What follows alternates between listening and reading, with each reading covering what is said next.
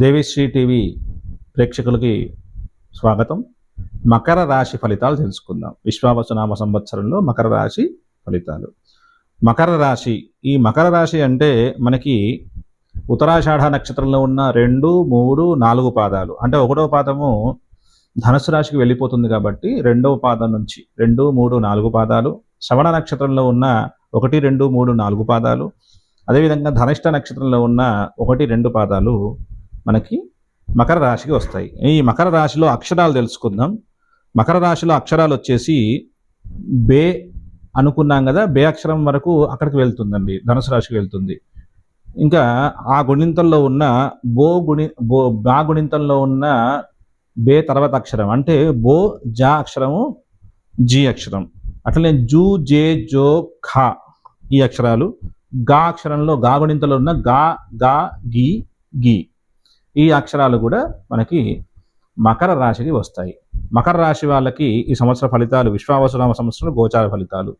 మకర రాశి వాళ్ళకి ఆదాయం 8, ఖర్చు 14, రాజపూజ్యం 4, అవమానం 5గా ఉంది. శని 3వ స్థానంలో ఉంది, గురువు 6వ స్థానంలో ఉంది, రాహు 2వ స్థానంలో, కేతువు 8వ స్థానంలో ఉన్నారు. ఈ రాశి వాళ్ళకి స్త్రీ పురుషాదులకి గృహంలో ప్రాముఖ్యత పెరుగుతుంది, స్వశక్తి పైన నమ్మకం పెరుగుతుంది. మీకు గృహంలో వివాహాది శుభకార్యాలు కూడా కలిసి వస్తాయి. నష్టద్రవ్య లాభం కలుగుతుంది. వాహన సుఖం, అన్య స్త్రీ పరిచయాలు జరిగే అవకాశం ఉంది, జాగ్రత్తగా ఉండండి. ఆదాయంకు మించిన ఖర్చులు ఉంటాయి. అధికార ప్రాప్తి కలుగుతుంది.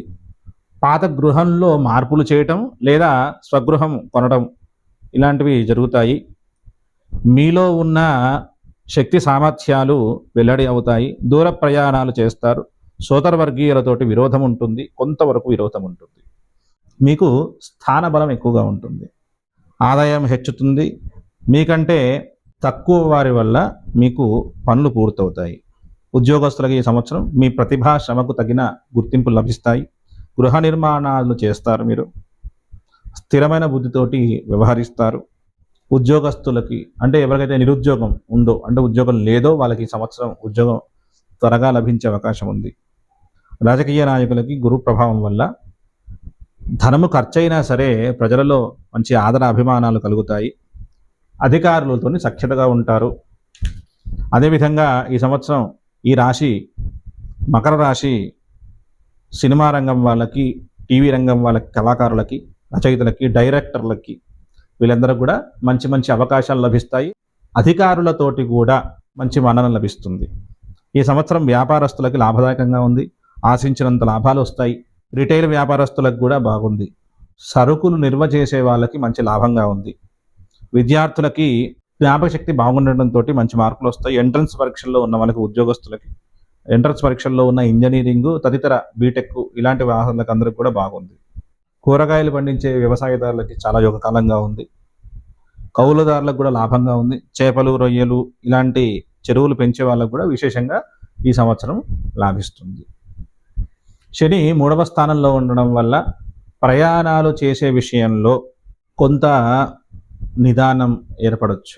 అంటే ప్రయాణానికి వెళ్తారు కానీ అనుకున్న చోటికి కొంచెం ఆలస్యంగా చేరుతూ ఉంటారు. గురువు 6వ స్థానంలో ఉండడం వల్ల కోర్టు వ్యవహారాల్లో, అదేవిధంగా ఉద్యోగస్తులకు కూడా మంచి కాలంగా ఉంది. రాహు 2వ స్థానంలో ఉన్నాడు. రాహు 2లో ఉంటే వాక్స్థానం కాబట్టి అవతల వాళ్ళ ఆనందం కోసం కానీ, అవతల వాళ్ళకి కొంత సంతోషాన్ని ఇవ్వడం కోసం కానీ మీరు కొన్ని రకాల అబద్ధాలు ఆడడం అప్పటికి అవసరంగా మారుతుంది. కేతు 8వ స్థానంలో ఉండడం వల్ల మీకు వచ్చే అనారోగ్యం ఏదైతే ఉందో ఆ అనారోగ్యానికి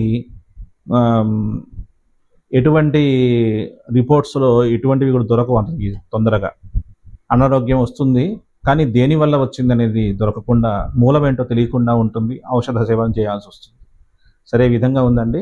మళ్ళీ మనం కుంభరాశి ఫలితాలతోని కలుసుకుందాం. స్వస్తి. దేవిశ్రీ టీవీ మనందరి టీవీ. ఈ ఛానల్ని లైక్, షేర్, కామెంట్ చేసి సబ్స్క్రైబ్ చేయించండి. మా నుంచి మరిన్ని మంచి వీడియోలు రావడానికి తోడ్పడండి. ధన్యవాదాలు.